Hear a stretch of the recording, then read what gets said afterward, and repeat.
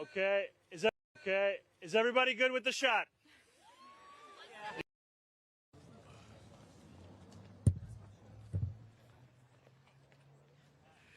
Thank you.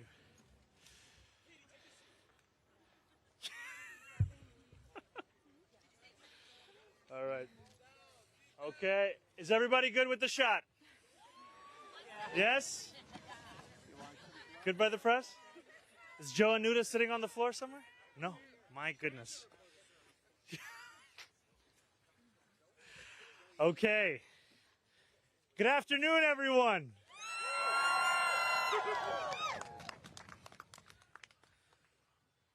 One year ago this month, hundreds of New Yorkers gathered on a bright and bitterly cold Saturday morning right here at Grand Army Plaza.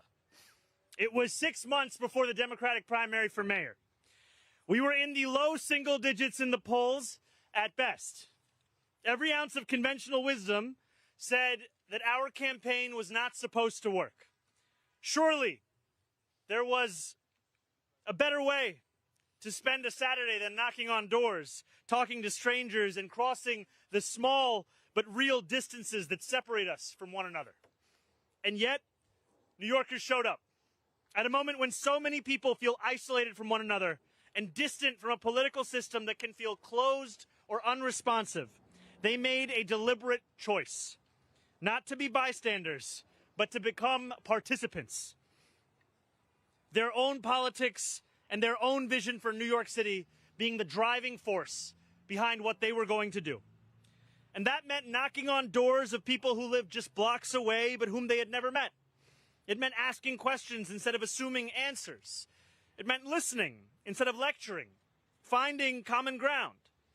And that experience taught us something simple and profound. Democracy works best when people are not treated as an audience, but as an active part of it.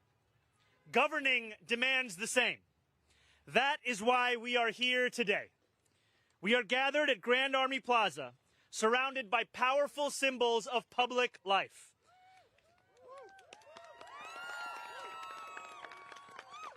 The central branch of the Brooklyn Public Library,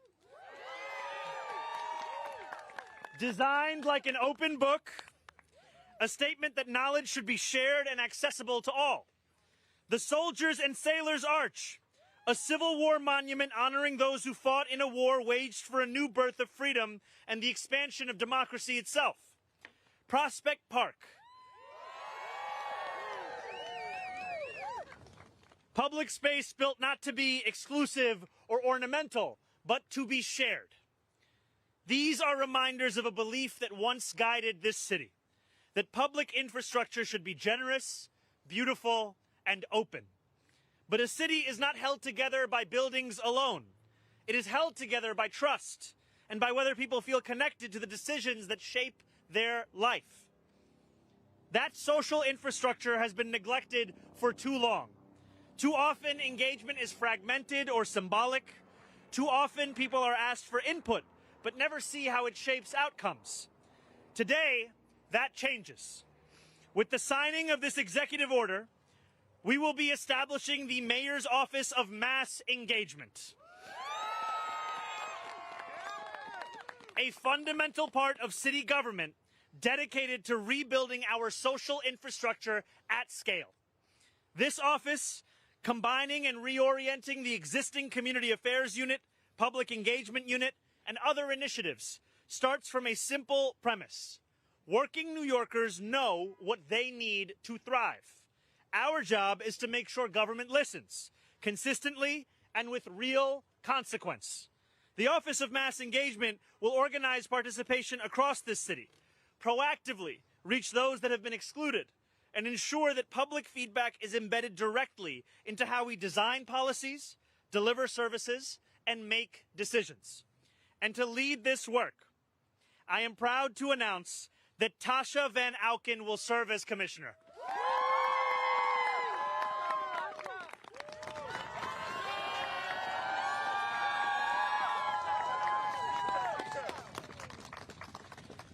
Since President Obama's first campaign in 2008 to her leadership in New York City DSA, Tasha has spent more than a decade organizing at scale, developing leadership, building trust, and helping working people turn priorities into action.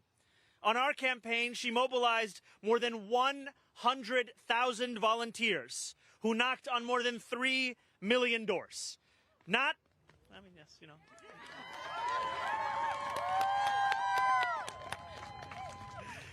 just to win an election, but to build leadership and a real sense of community across the city. She also spent many years working at the Blue Man Group, which means she brings both organizing discipline and an unusual tolerance for chaos. The Office of Mass Engagement reflects how we intend to govern, with humility, openness, and a firm belief that democracy is strongest when it belongs to the people, not just in theory, but in practice. And we should be clear about how this work will be judged, not by how many meetings we hold or surveys we collect, but by whether people can see their voices reflected in the decisions that we make. Judge us by whether engagement changes outcomes. Just as past generations invested in the public spaces around us, this administration is investing in the civic fabric that holds our city together. And that same commitment to openness, participation, and rebuilding trust in our institutions guides how we approach every part of city government. That is why today I am also announcing that Ali Najmi will serve as chair of the Mayor's Advisory Committee on the Judiciary. Under Ali's leadership, this committee will take on a more public and engaged role, reaching beyond City Hall to the wider legal community, demystifying the judicial selection process, expanding who participates in shaping our courts, and ensuring that our city's judicial system applies the rule of law universally and does so without favor. This includes proactive engagement with legal services organizations, bar associations, and minority and affinity bars, with the goal of widening the pipeline and strengthening confidence in our judiciary. Ali is a civil rights and election attorney with deep experience in our local courts, a longtime bar association leader who has helped diversify the judiciary in Queens, and someone I've known and admired for more than a decade as a friend, an attorney, and a leader in this city. Tasha Van Auken, Ali, welcome to a new era in our city. I look forward to building it with you together.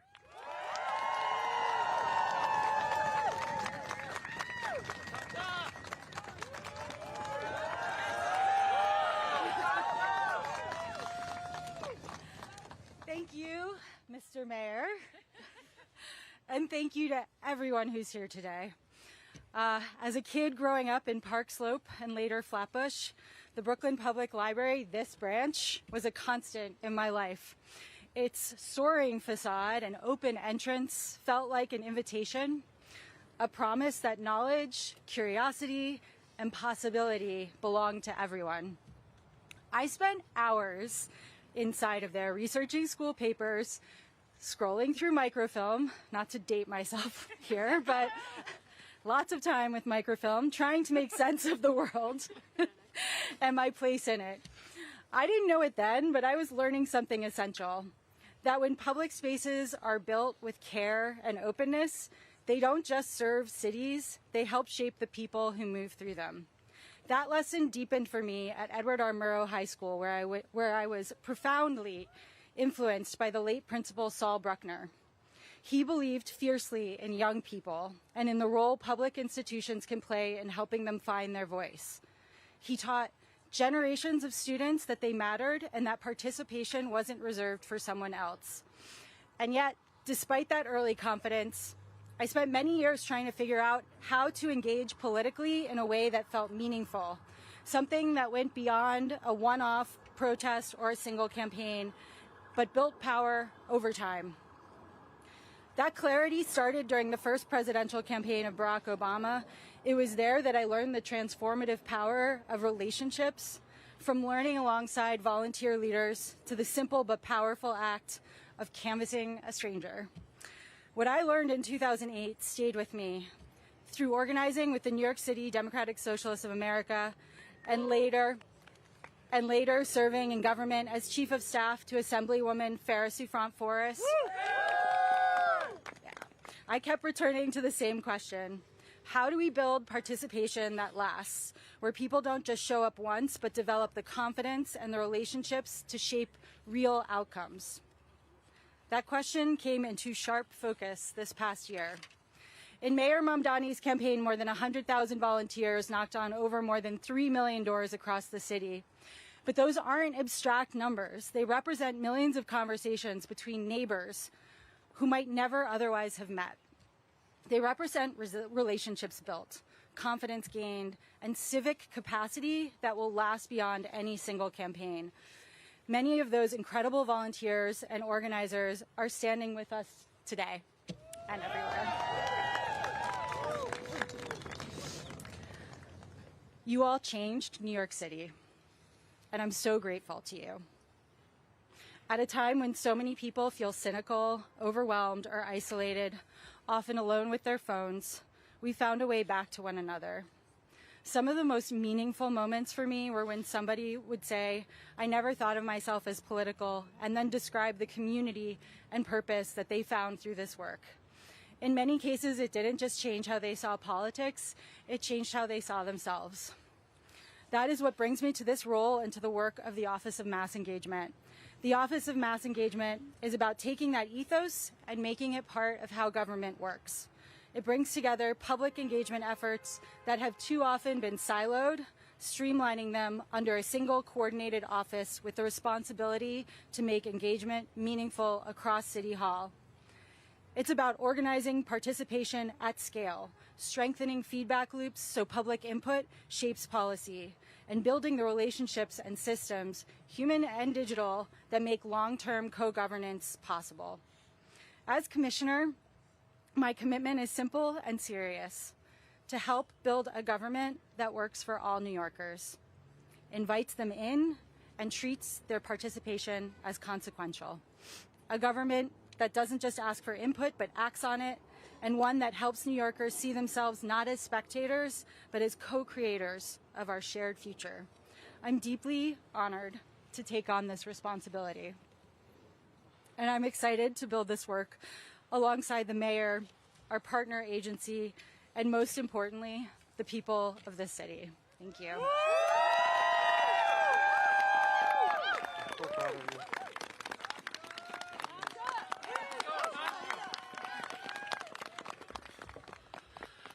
Assalamu alaikum. Good afternoon. Mr. Mayor, thank you for appointing me to be your chair of this advisory committee on the judiciary. As an attorney who has litigated in the courts of this city for 15 years, I know and I have seen firsthand the power that judges have on people, regular people, working people, and attorneys. And it is this committee's directive to find and recruit the best judges in the city of New York, the most qualified, the ones who understand what it means for people to appear before them in criminal court, in family court. And it is the directive of this committee to reach out to the wider legal community and to the attorneys who have toiled for indigent legal services, for the attorneys who have represented families, who have represented parents and children in family court, who have dedicated their life to making this city and this state a more just place. To those attorneys, I want to tell you that you have an opportunity to also become a judge, and that this committee will reach out to every nook and cranny of this legal community to encourage that we have the best, most robust, diverse applicant pool for the judiciary. Mr. Mayor, thank you for entrusting me with this service.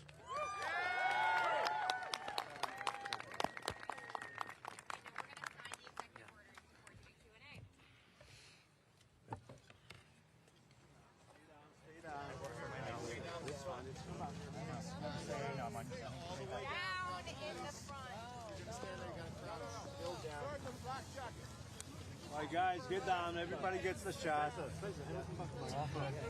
Everyone over my head. I want someone to squeeze in the middle here. Yellow back down, please.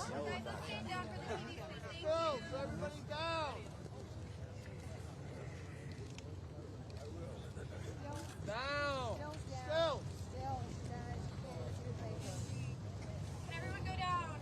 Thank you.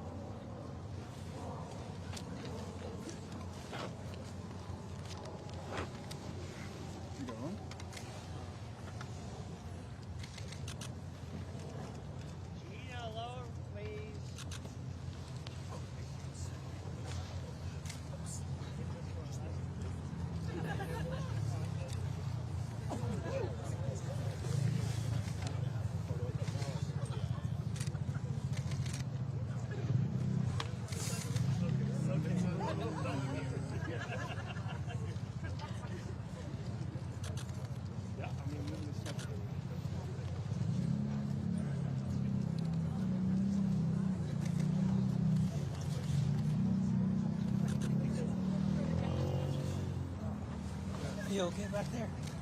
Yeah. Matt, you want me to move, Matt? Matt, talk to me.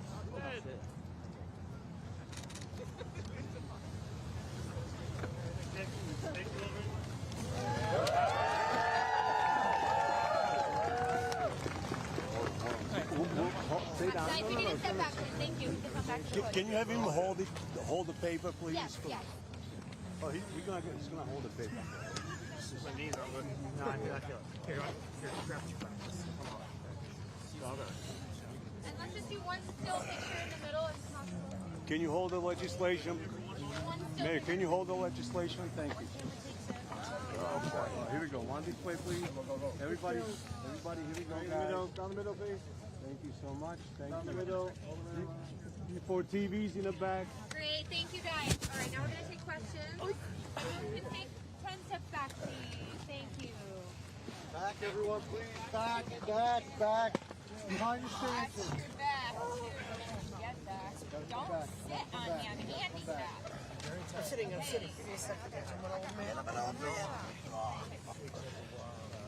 We're starting with about your 2 officers. All right, just before we start on topics, if we can have one last round of applause for Tasha Van Auken and Ali Najmi.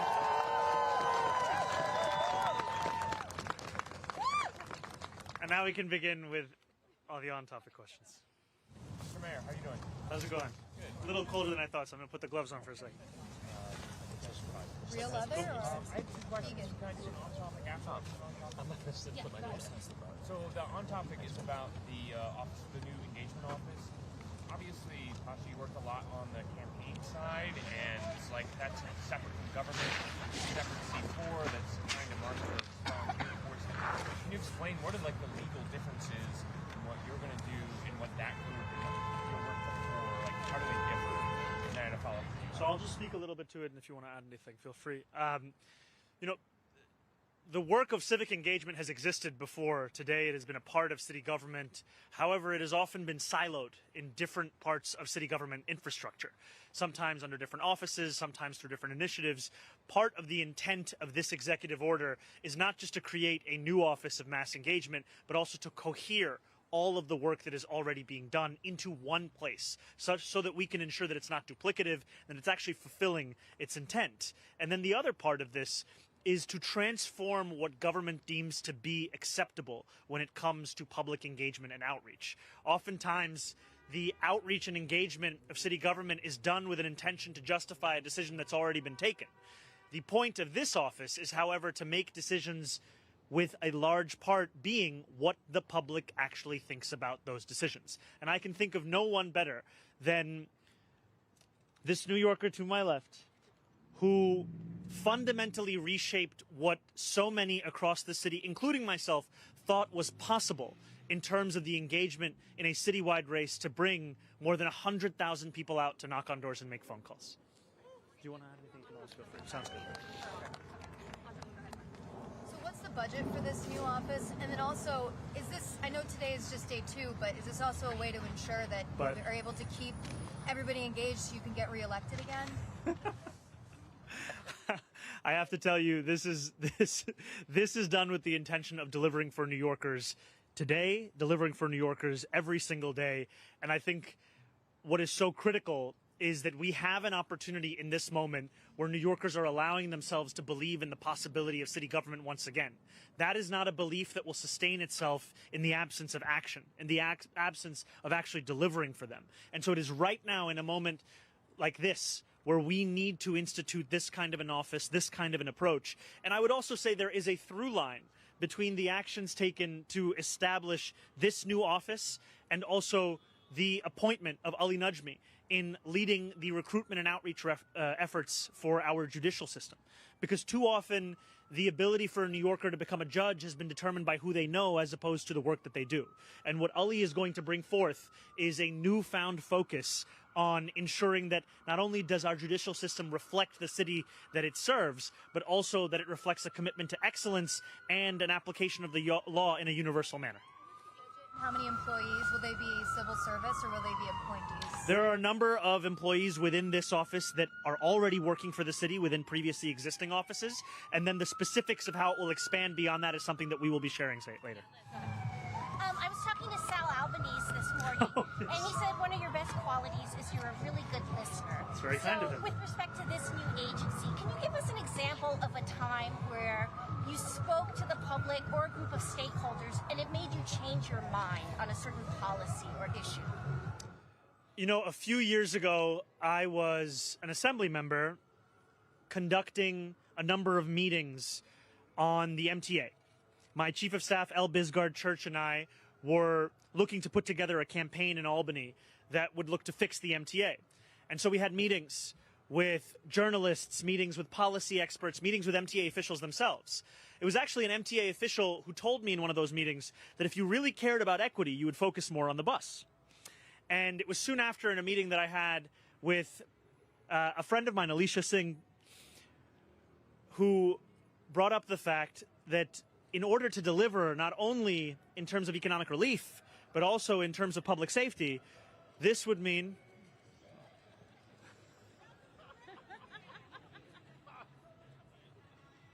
it's a pretty good song. This would mean also making buses free. And those are meetings that then informed our approach not just to that legislative session, but then actually became a hallmark of the campaign that we ran. To do the same. Yes, and I think this comes back from a belief that too often in politics there is a temptation to pretend as if you have all the answers already, when in fact there is no New Yorker that has a monopoly on the answers that this city is asking questions towards. We need to have leadership and a city government that knows the answers to the most pressing questions, big and small in this city, could come from New Yorkers themselves. The answers to the very questions that are flummoxing so many in the highest levels of government could in fact be answered by those that we are currently walking past or overlooking or not even listening to. And what I so love about Tasha and her work is that she sees within each person a potential to be that leader. She gives them not only the room to grow, but the belief that they can and they must grow. And that is also something that we have to deliver for New Yorkers at large. Hi, Darla Miles, Channel 7. Yes, how are you? Congratulations, day one. Thank you very much. Good to see you. This is obviously a massive undertaking, right? Coalescing all of these individual agencies in such a large city government. On a granular level, what can you tell New Yorkers right now of what that process of streamlining that is going to look like? And then on, after you already have these strategic initiatives, but when they should actually expect to see something, what a timeline might look like, what the infrastructure might look like right now, and then what that timeline might be, where people can actually become involved and see some results. Absolutely. So I think, first and foremost, this has an immediate impact in terms of restructuring city government itself, where we are taking these existing initiatives and agencies, bringing them together, and that is something that will change from today. And then it will change in terms of what we expect of ourselves and how we start to engage with the public at large. And that's partially why I said we should not be measured on the number of meetings we hold or the number of surveys that are filled out. We should in fact be measured by the way in which we incorporate that feedback into the decisions that we make. And that's something that I look forward to working with my commissioner on, to ensure that New Yorkers feel a difference in this era of New York City government, as opposed to are just told about that difference. Thank you very much. Off topic as well, yeah, hold on. This one's still on topic. Great, that's okay. I have a question for the commissioner. Do you plan, so you're going to be getting feedback from New Yorkers to incorporate into city government, but the mayor also has this huge agenda that's going to need support from other levels of government, and there's been discussion of using DSA and using this mass volunteer movement that you've built to pressure the governor to support some of these initiatives, like taxing the rich. Is that going to be part of this office? When I just re-up Bernadette's question about the budget and how much staff are you going to have?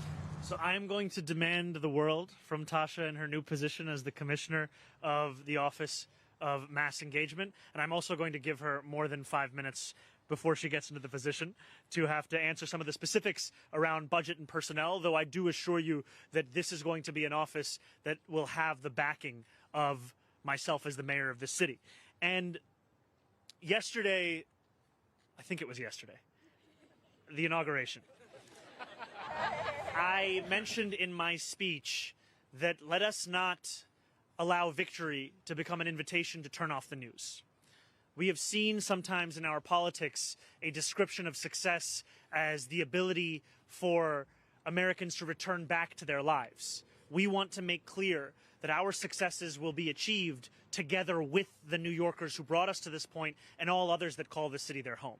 And so that means that our agenda is not one that is going to be fought for simply behind the closed doors of city and state government, but rather one that the very New Yorkers who are here today and those that are hard at work across the city will be a part of advocating for. Because it is those New Yorkers that actually determined this agenda in the first place. And it is those New Yorkers who will be alongside us as we not only fight for this, but win this. Hi, Mr. Najmi. Congratulations. Jesse Edwards at Hellgate. I would like to know what are you looking to do in this position that you couldn't do from the Queen's Committee position? Thank you. Actually, I was never in Queens and in other counties. There's an elected process, and here with the Mayor's Committee as chair, we will have the ability to recruit from people citywide and affect courts citywide, criminal court and family court. And what we will be able to do is have a system that's in place that will judge people on the merits of their experience, their qualifications, their commitment to public service, and we will be able to appoint many, many judges. And to have that breadth and that reach citywide is very different. What's most broken about the system right now? Not enough people know about this system. Not enough people know about the Mayor's Advisory Committee on the Judiciary, how to apply, and not enough people historically have had confidence that if you were not the well-connected or you were connected to a judge already, that you could be a judge. But in fact, in this administration, the people who never thought they could be a judge but deserve to be one will finally have that chance. Hi, good afternoon, Mr. Mamdani. Good afternoon. I'm Jan Tellez for the Agencia F News. Can you say your name one more time, sorry? Jan Tellez. Jan Tellez? Yes. Nice to meet you. What can the Latino community expect from Mayor Mamdani? Thanks. You know, I would not be standing here before you as the mayor of this city were it not for the Latino New Yorkers across the 5 boroughs. Latino New Yorkers, a majority of them supported us in the primary. We saw that only continue in the general. And what I've heard from so many Latino New Yorkers is a feeling that not only do they not see themselves within city government, but they don't also see their own struggles in city government, and the focuses of that government, and the priorities of that government. And what we are going to do is to deliver a city government that finally not only looks more like, but is paying more attention to the actual struggles of day-to-day New Yorkers. Latino New Yorkers face the highest levels of housing insecurity of any ethnic group in this city. When we are talking about the affordability crisis, it is hitting Latino New Yorkers at a disproportionate rate. And so when we talk about the necessity of freezing the rent for more than 2 million rent-stabilized tenants, when we talk about the urgency of making the slowest buses in America fast and free, and when we talk about the importance of transforming what is currently a $22,500 a year expense to send a child to childcare, that is going to be critical in ensuring Latino New Yorkers can stay in this city. Because I have heard from far too many who still call themselves, they are Latino, they still call themselves New Yorkers, but they actually live in Pennsylvania now. They live in New Jersey now. And that is because we have pushed them out of the city. It's time for us to actually not only keep New Yorkers here, but start to make those who left feel like they can actually come home. Jacob, go ahead. Can I ask a two-part question in a brief follow-up? Yes.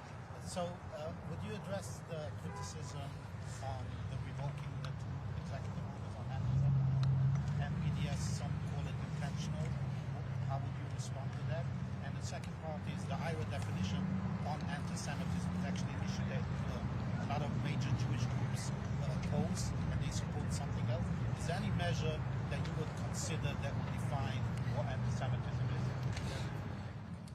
So I was proud yesterday to sign a number of executive orders that will give my administration a clean slate to get to work on delivering a new era for New Yorkers, one where they can envision living an affordable and dignified life.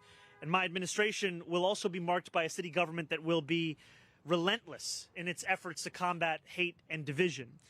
And we will showcase that by fighting hate across the city, and that includes fighting the scourge of anti-Semitism, by actually funding hate crime prevention, by celebrating our neighbors, and by practicing a politics of universality. And when we speak about the IRA definition that you asked about, protecting Jewish New Yorkers is going to be a focus of my administration. And I also know that a number, as you said, of leading Jewish organizations have immense concerns around this definition. And so what we will do is actually deliver on our commitment to protect Jewish New Yorkers in a manner that is able to actually fulfill that. Thank you guys so much. Sorry, there was a second question. Would you say it wasn't intentional, that this was on day one? In the first executive order, you, as the new mayor of a city, have to sign a continuation of all prior executive orders or a revocation or an amendment of all of them.